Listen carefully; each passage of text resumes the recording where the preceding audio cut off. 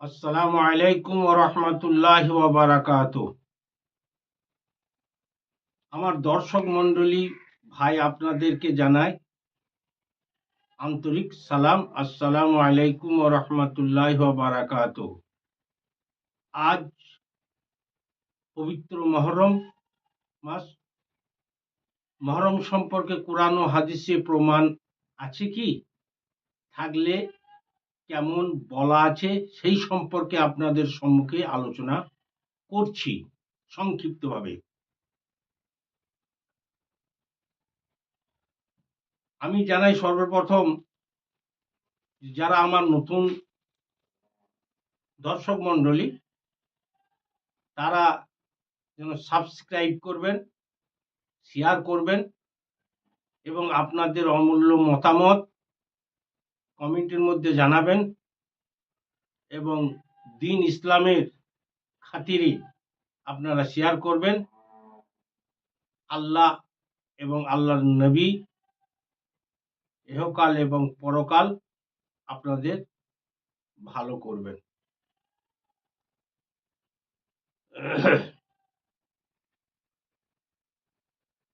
মূলত কোন কোন জিনিস মুহররমে করা জায়েজ বা হালাল এবং কোন কোন বিষয় নাজায়েজ বা হারাম, এটার আমি দুটো পর্ব করেছি, প্রথম পর্ব দ্বিতীয় পর্ব। প্রথম পর্বতে জায়েজ এবং হালাল এবং পুণ্যের কাজ, সওয়াবের কাজ, হযরত ইমাম সাইয়্যিদুনা হুসাইন রাদিয়াল্লাহু তাআলা আনহুর সন্তুষ্টির কারণ ইত্যাদি ইত্যাদি। এবং দ্বিতীয় পর্বে বলবো যেগুলো নাজায়েজ। সেই দিক দিয়ে ইনশাআল্লাহ শেষ পর্যন্ত শুনবেন, টেনে দেবেন না, তাহলে খুব মিস করবেন। আর আমার আলোচনাটাও শেষ পর্যন্ত না শুনলে আপনারা বুঝতে পারবেন না। আমি আপনাদের সুবিধার্থের জন্য খুব সংক্ষিপ্তভাবে সারমর্মটা টেনেছি এখানে, কয়েক মিনিটের জন্য, 10 থেকে 15 মিনিট, তাও হবে না, সেটা আপনাদের সুবিধার জন্য। এটা ব্যাখ্যা করে বলার নয়, যেহেতু এটা জলসার মঞ্চ নয় যে আপনাদের ব্যাখ্যা করে বলবো। তবে ইনশাল্লাহ যে আলোচনা করব নিশ্চয় আপনারা বুঝতে পারবেন। আসছি এবার আলোচনায়। আমার এর পূর্বে কয়েকটা আমি ভিডিও ছেড়েছি এবং আমি নিজের ইচ্ছায় ছেড়েছি তা নয়, আমার খেয়ালও ছিল না কোনোদিন যে আমি নেটে আসবো, নেটে আমার ওয়াজ ছাড়বো, এরকম মানসিকতাও আমার ছিল না। যদি থাকতো তাহলে আমি 10 থেকে 12 বছর আগে থেকেই আমি ছাড়তাম। তবে বিশেষ ব্যক্তির নির্দেশের জন্য আমি নেটে ছাড়তে বাধ্য। জানি না কেন, জলসা একরকম বন্ধই হয়ে গিয়েছিল। রেজাউল তার জন্য কোনোদিন চিন্তা করতো না। তবে আল্লাহ তার রাসূলের ইচ্ছার বাইরে কিছু হবার উপায় নাই। যাই হোক, ইনশাল্লাহ সামনে কার্তিক অগ্রহায়ণ মাসের দিকে জলসার দাওয়াত আসছে। ইনশাল্লাহ আমাকে সাড়া দিচ্ছেন বা বলছেন যে আপনাকে কার্তিক মাসে, অগ্রহায়ণ মাসে আমাদের সময় দিতে হবে জলসা। ইনশাল্লাহ আল্লাহ রাসূলের ইচ্ছা থাকলে নিশ্চয় হবে।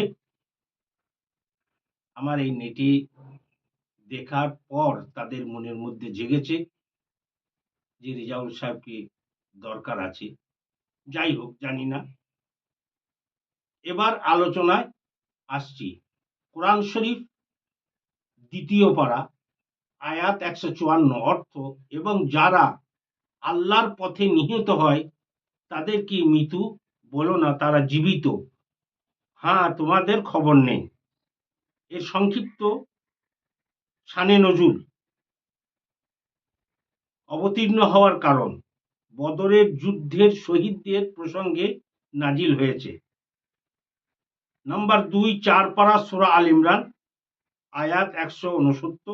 অর্থ: এবং যারা আল্লাহর পথে নিহিত হয়েছে কখনো তাদেরকে মৃত্যু ধারণা করো না, বরং তারা স্থায়ী প্রতিপালকের নিকট জীবিত রয়েছে, জীবিকা পায়। এর শানে নজুল: অধিকাংশ তফসিরকারকের মতে এই আয়াত শরীফ উহুদ যুদ্ধের শহীদদের প্রসঙ্গে নাজিল হয়েছে। এসব হলো আল্লাহ বাণী। এরপর শুনুন নবী পাকের বাণী মোবারক। সহিহ সনদে বর্ণনা, তিরমিজি শরীফের উদ্ধৃতি সহকারে, মিশকাত শরীফ পৃষ্ঠা নম্বর 571, অধ্যায় আহলে বায়াত। হযরত আবি সাঈদ রাদিয়াল্লাহু তাআলা আনহু, হযরত ইবনে উমর, হযরত উসামা বিন যায়েদ, হযরত ইবনে আব্বাস রাদিয়াল্লাহু তাআলা আনহুম আজমাইন,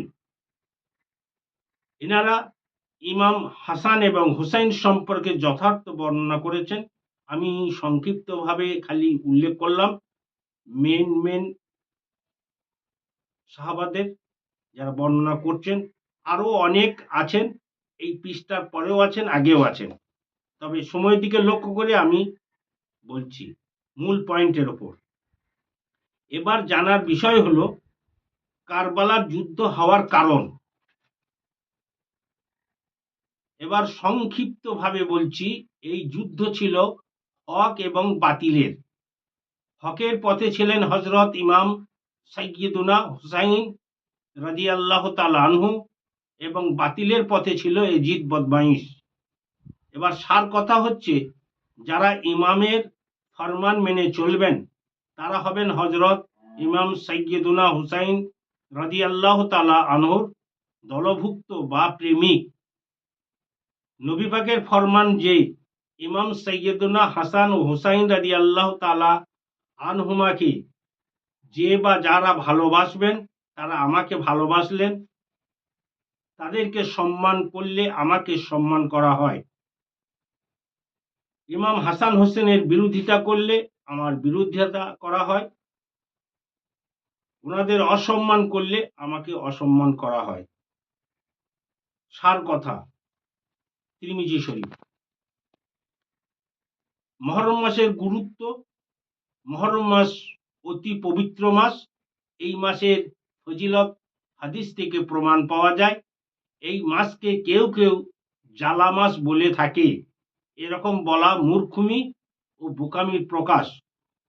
এটা বলা জায়েজ নয়। এই মাসের ফজিলত অনেক বেশি। কেউ ইচ্ছা করলে প্রথম থেকে 10 তারিখ পর্যন্ত রোজা রাখতে পারে, আবার কেউ 9, 10 2 দিন রোজা রাখতে পারে। 10 তারিখ আশুরা রাত্রে নফল নামাজ সারা রাত পড়তে পারেন।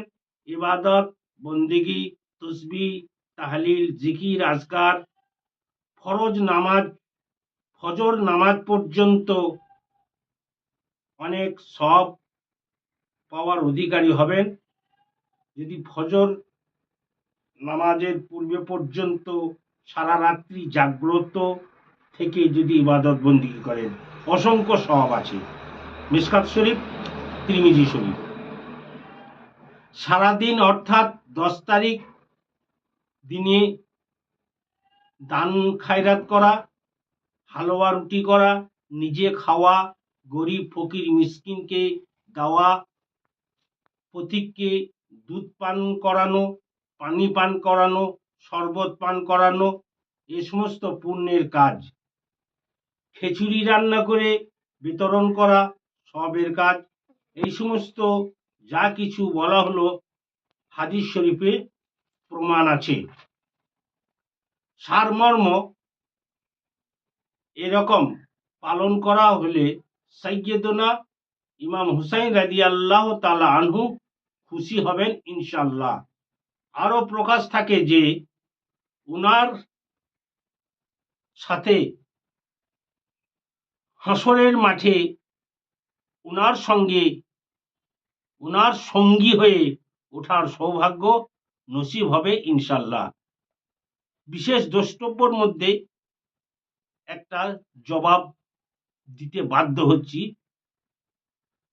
একদিন নেট খুলতে দেখতে পেলাম লেখা আছে আল্লামা সাহেব, কিন্তু ভাব ভাষা শুনে মনে হলো আল্লামা নয়, জল্লাদ সাহেব। কথায় আছে, জ্ঞানের পরিচয় পাওয়া যায় কথায়, যোগ্যতার পরিচয় পাওয়া যায় কর্মে, আর বংশের পরিচয় পাওয়া যায় ব্যবহারে। তাই উনি নিজের বংশের পরিচয়ের সাথে সাথে নিজেরও পরিচয় দিয়েছেন। একাধিকবার বলতে শোনা গেল যে মোল্লা মুন্সি মাওলানা যারা তাজিয়া করতে নিষেধ করে তারা হারামি। তাই হালালি চিনতে হলে নিজেকে হালালি হতে হয়, হারামির চোখে হালালি দেখা সম্ভব নয়। তাই ওনার ক্ষেত্রে প্রশ্ন চিহ্ন দেখা যাচ্ছে, অনুসন্ধান করলে দেখা যাবে। আর টানাটানি করলাম না।